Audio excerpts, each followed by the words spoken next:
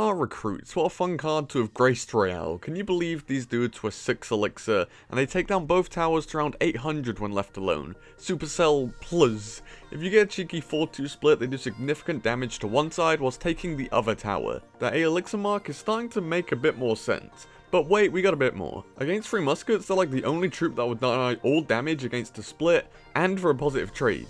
Another archetype that they hard counter, all of Siege. The 3 on the building will go and ruin it, but even if your opponent defends, you get the ones in the opposite lane to tank. This card is a nightmare. Alright though, that's enough with the random interactions, let's go into the actual statistics. The shield on this card will die to log, and then the card itself will die to a fireball. They only do 91 damage a stab, which will 1-shot skeletons, 2-shot goblins, and then 3-shot stuff like archers.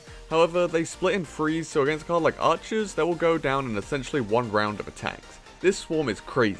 The DPS is 75 each, so you can get 225 in each lane. This is almost the same as free guards. And guards were a card that were majorly buffed a while back, which shows the power of the recruits. For this 8 elixir, you get free spell resistant and beefy guards in each lane. Whether that's worth it or not is a whole other video, but hey, they don't seem bad statistically. There's like not too much to go into on placement because there's only like a few tiles you can replace them on, but they're mainly a defensive unit, because playing an 8 elixir melee unit for an offensive push will never really be a good idea. After defending, their counterattack is mad because they're quite beefy by themselves. 3 of these on defense will shut down most medium-sized pushers, giving you full free recruits in one lane and some damaged ones in the other lane for your opponent to defend.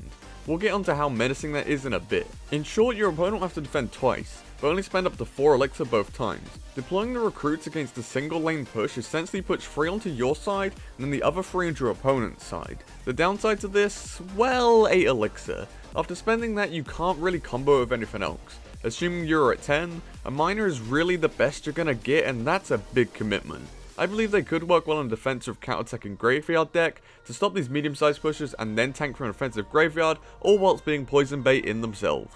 Now we'll get onto a little bit of countering, which I mentioned earlier. Air units are the best possible counters because they can't be killed by the incoming recruits, and your opponent is unlikely to be able to afford a support after spending 8 elixir.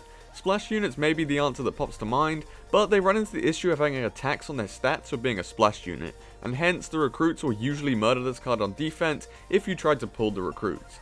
This applies to range units too, which will be closed down and murdered if you simply leave it alone to defend the recruits. How to deny this from happening? Your boy the Ice Golem, or just any distraction unit really. The Frost Boy can pull the recruits all together, allowing your ranged or splash attack at the time, and splash to finish the recruits off, setting up for a nice counter push too. However, not every deck runs Ice Golem, so feel free to experiment with various cheap distraction units. Skeletons are obviously a good shout, and who knows, maybe a distraction unit will become a key staple to deck building if the recruits are highly meta. The key mistakes are wasting spells on them without getting value, and also letting your defending units die if you don't use the appropriate techniques.